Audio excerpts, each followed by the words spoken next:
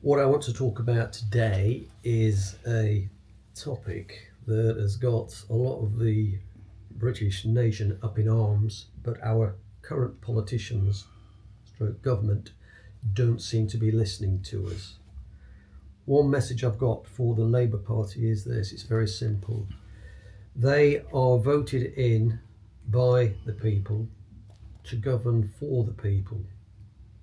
They are not there to govern for themselves. They are supposed to represent our views, and they're currently not doing that.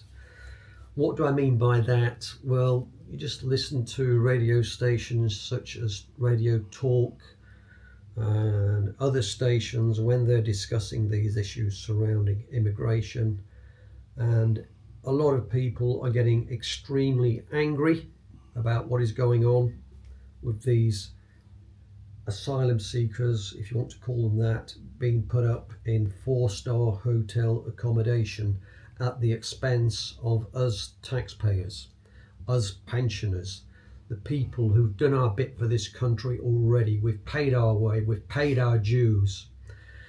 And it was brought home to me the other day when I heard a lady who'd rung in, she'd phoned up Radio Talk, and she was making the point, lovely lady, she'd been waiting for, I think it was 6 months to see her GP, and it was concerning a cancer issue.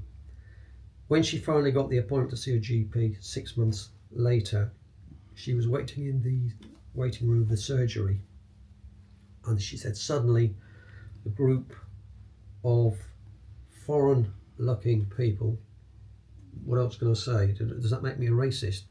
Non-English looking people came in talking in a foreign language, and they were new boat arrivals who'd only been here for a week or so, and they were being given priority to see the GP. When this lady finally got in there, she got in there to be given her results, to be told that she had actually contracted terminal cancer.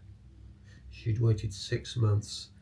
These migrants came in, threw away their ID papers, their passports, came in on the rubber dinghies over the channel, and were prioritised. These asylum seekers are being given free bikes by the government so that they can then work illegally for the fast food delivery sector and not pay tax, not pay anything back whatsoever. This is what's going on. This is what's happening. And as I say, this is an almighty, there's no other way to put this, an almighty Peter. And it's a lie that they're not given mobile phones. They are being given mobile phones, fully paid for by the government, i.e. as taxpayers. You and I have to pay several £100 for the recent model of phones, but not these illegal asylum seekers. They get it free.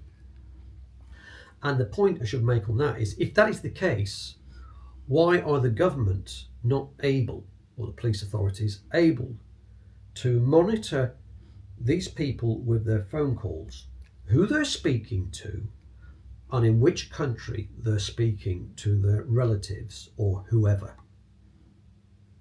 Why is that not being monitored? I've had arguments with left-wingers about this, and I was pointing out to them, they say, oh, you're a racist. I'll say, it's nothing to do with being a racist, if I was, which I'm not. It's all to do with numbers and the fact that the United Kingdom has got a finite landmass. We've got finite resources. We are a small island. And this is not me making it up. Just look at what's happened to the population and what is going to happen to the population. Okay, if we take from 2015 to 2025, in 2015 the UK population was 65.2 million people.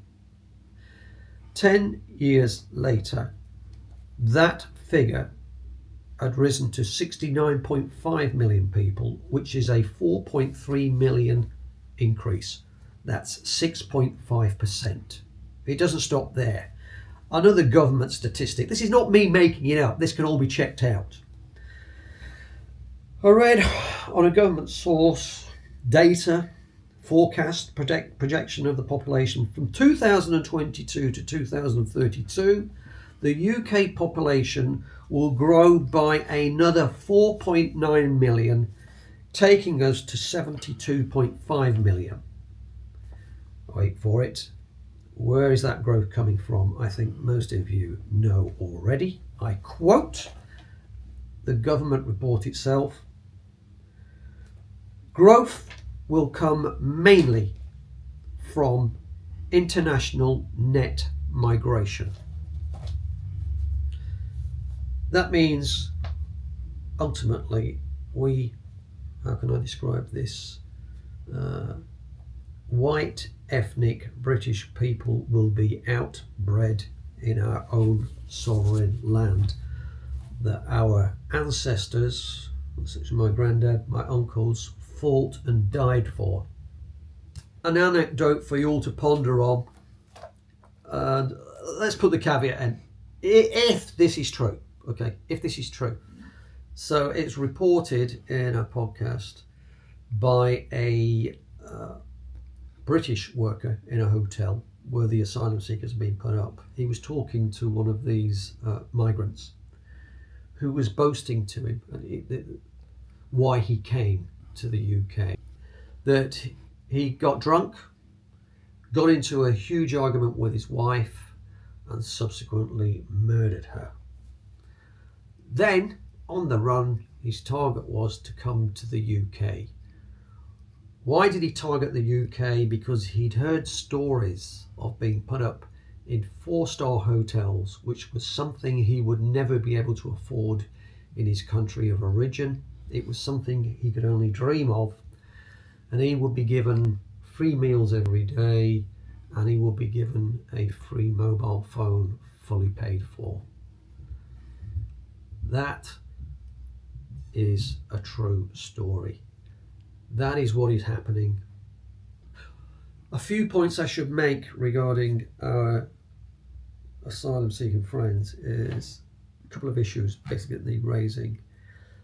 In the hotels, and it's true, they are now being put up in 4-star hotels, while we've got our ex-military guys who did their tour of duty in Afghanistan on a pointless futile war, who are living in the streets penniless. That should tell you everything. Meanwhile, these asylum seekers are in 4-star hotels where they are given 3 meals a day.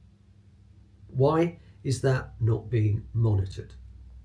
What manner of insane world in the UK are we living in where this is now a prevalent, everyday feature of our lives?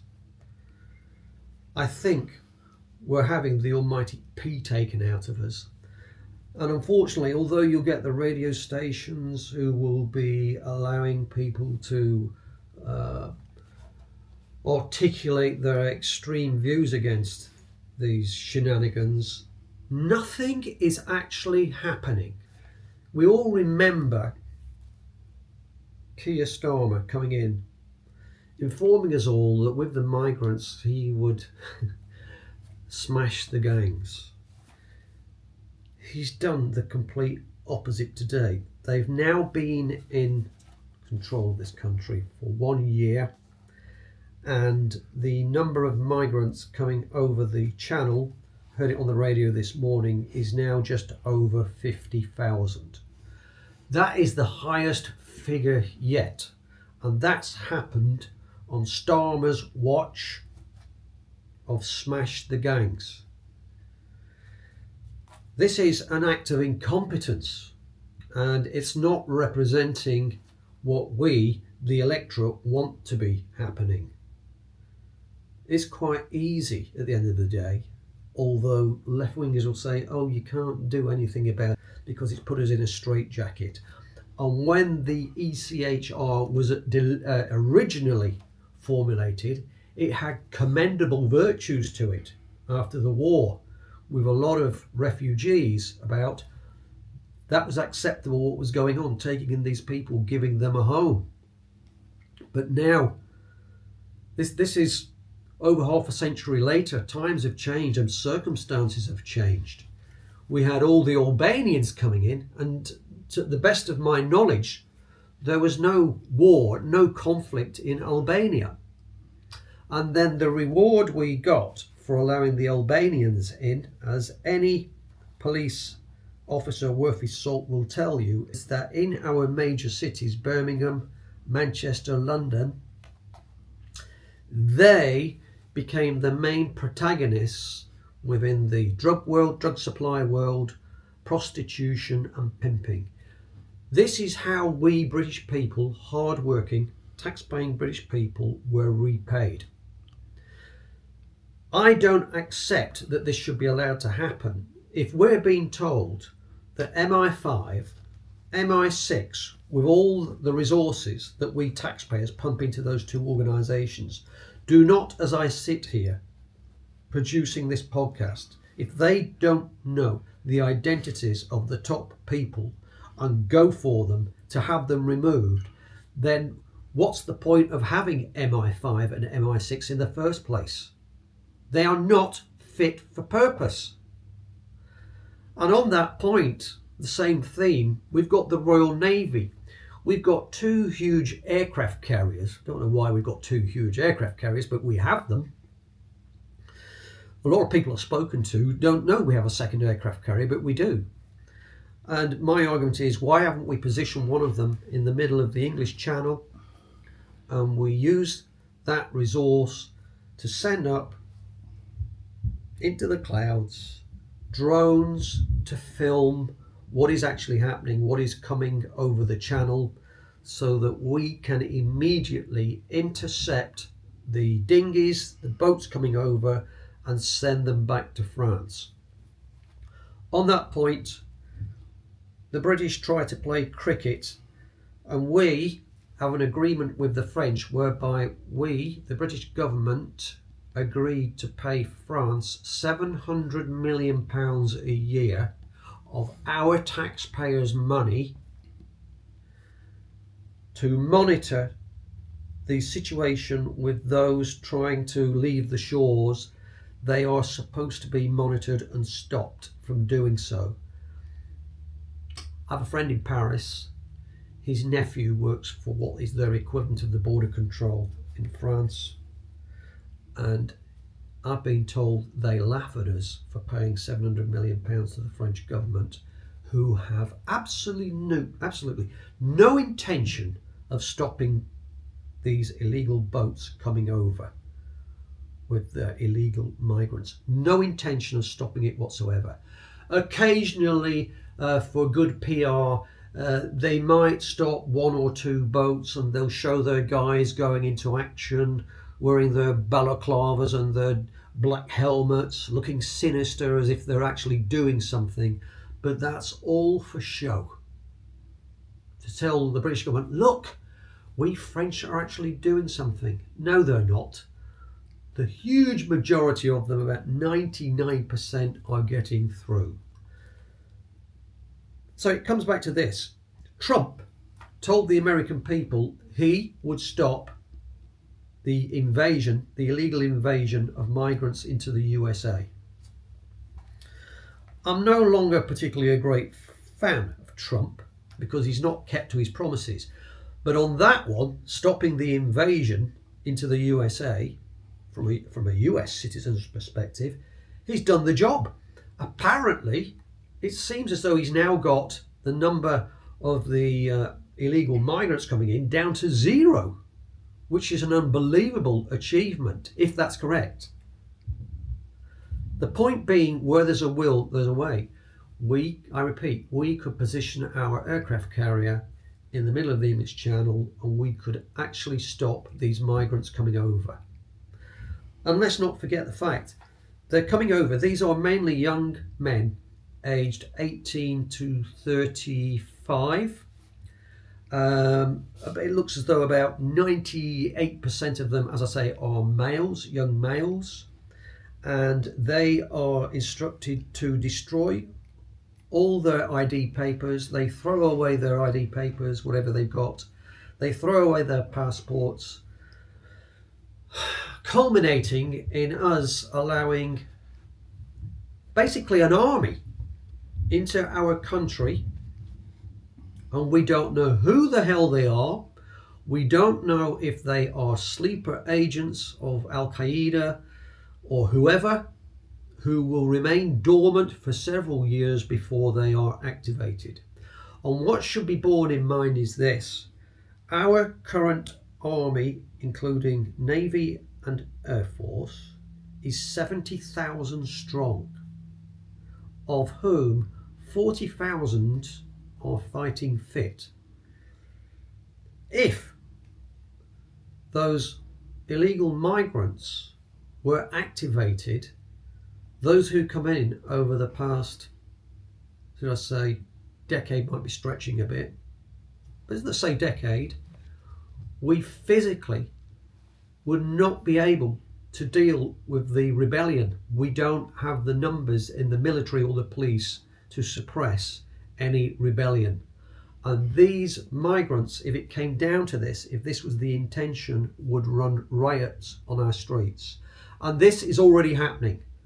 We're seeing rapes, we're seeing people being attacked, we're seeing video footage of migrants, illegal migrants, just blatantly going into stores, robbing food, drinks or whatever, and then just merrily walking out of the stores with security standing by, watching on, doing nothing.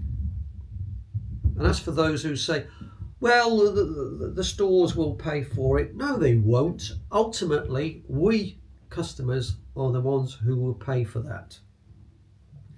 The message I'm making today is then, we'll be going into this in a lot more detail over the coming weeks, is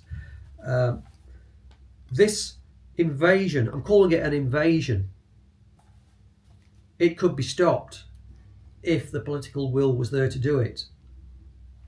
But there is no will to do it, as evidenced by the non-existent smash the gangs. It's now a complete joke. And Starmer should be taken to task on this. The word I want to use is he should be held 100% accountable for what's going on. And any of these illegal migrants that I'm going on about, who commit a serious crime, murder, rapes, GBH, attacking people, threatening people, Starmer should, and his government, who are also supporting this, should be personally held culpable for what is happening, made accountable for it.